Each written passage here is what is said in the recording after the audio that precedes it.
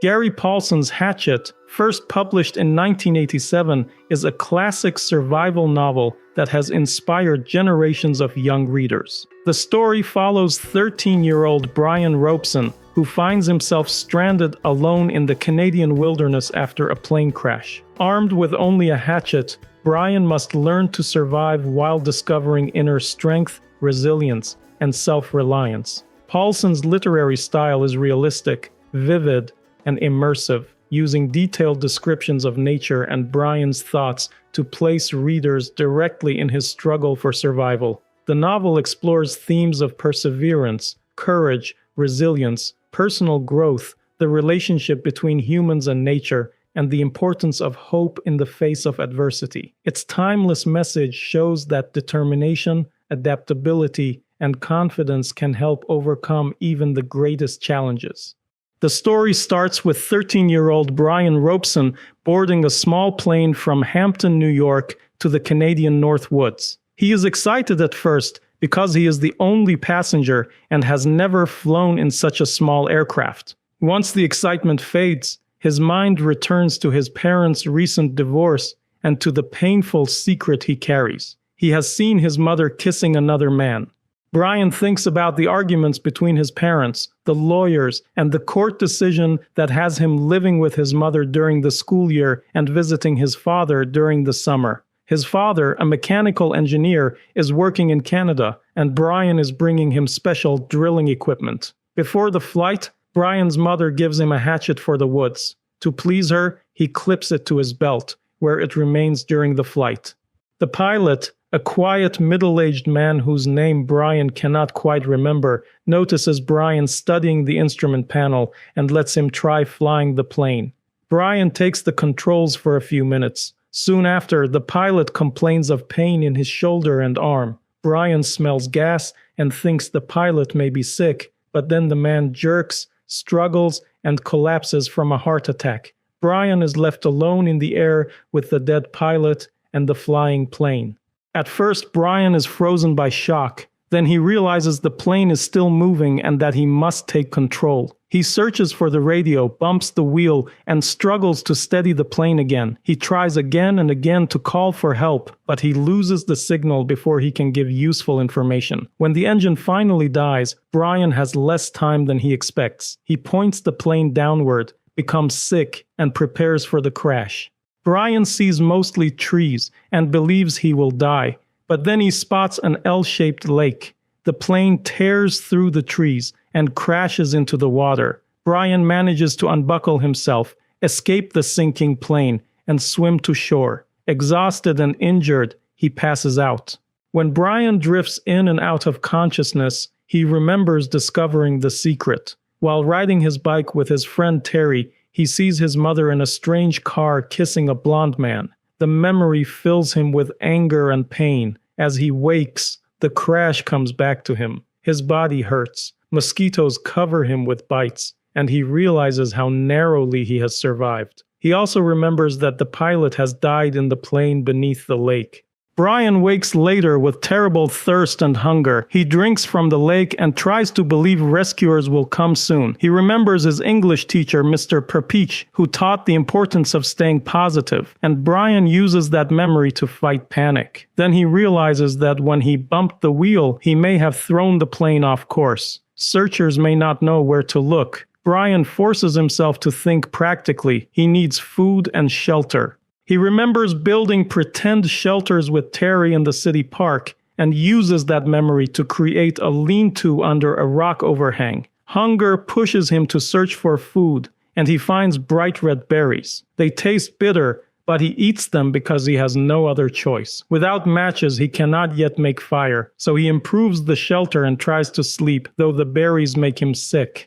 During the night, Brian dreams of his mother and wakes violently ill from eating too many berries. In the morning, he sees his reflection in the lake and is shocked by his bruised, swollen face. He cries in self-pity, then eats more berries, this time more carefully. While searching for better food, he finds raspberries and then sees a bear. He freezes in fear, but the bear leaves him alone. Brian gathers berries and keeps the hatchet close when he sleeps. That night, a noise wakes Brian in the shelter. He throws his hatchet and is struck by sharp pain. A porcupine has entered and filled his leg with quills. Brian pulls them out one by one and breaks down. When he can cry no more, he understands that self-pity will not help him survive. This becomes one of his most important lessons.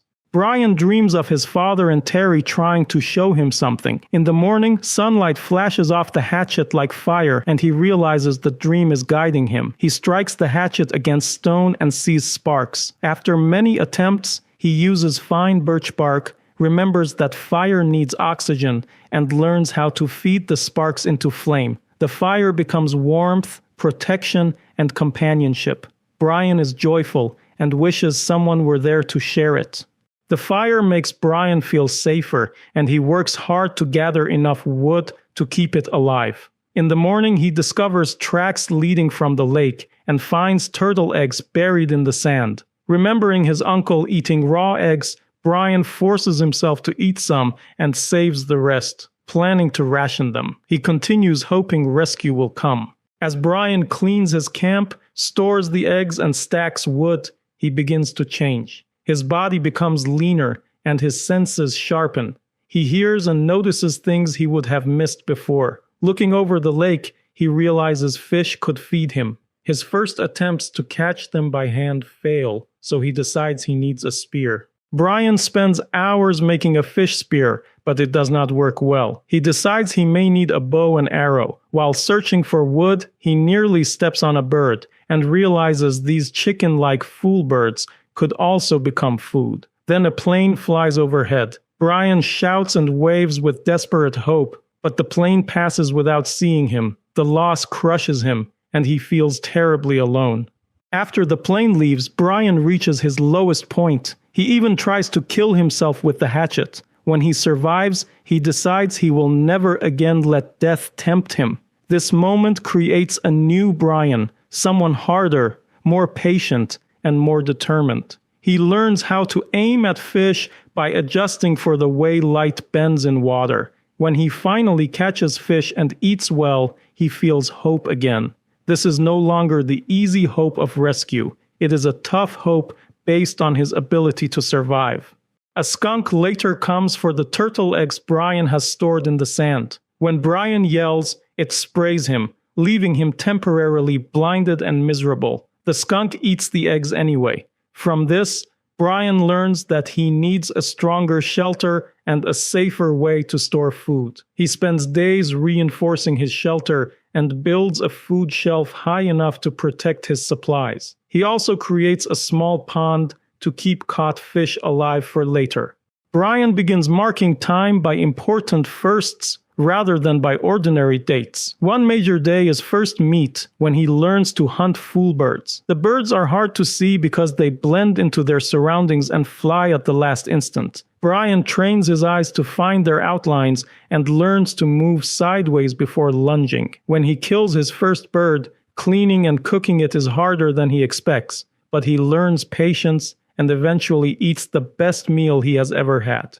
Over time, Brian adds new victories. First arrow day, first rabbit day, and better success with fool birds. He becomes skilled enough to sometimes catch a bird with his bare hands. Then, while washing in the lake, he senses danger and turns to face a huge moose. The moose attacks him, throws him into the water, and badly injures his ribs and shoulder. Later that same day, a tornado destroys his shelter, scatters his fire, and leaves him exposed again to mosquitoes.